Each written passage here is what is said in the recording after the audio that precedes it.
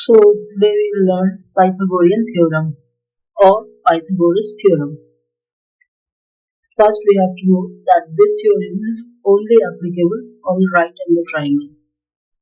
One angle should be 90 degrees. Only a right angle triangle. The theorem states that the sum of the squares of base and perpendicular. The sum of the squares of base and perpendicular is equal to the square of hypotenuse.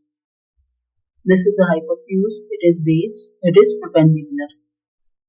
So if we add the squares of these two, it will become the square of hypotenuse.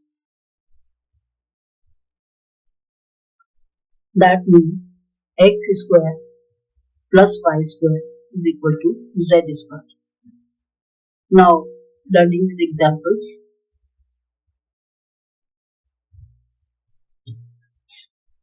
This side is 5, this side is 12, and this is 13.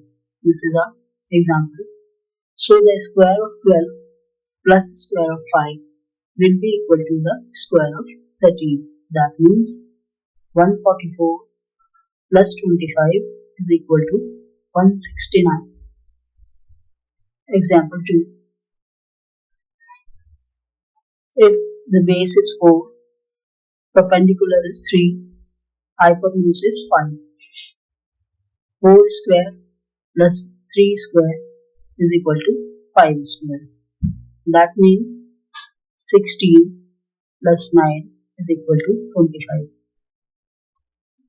So we have to remember that all our triangles are right angle triangles with one angle of 90 degrees.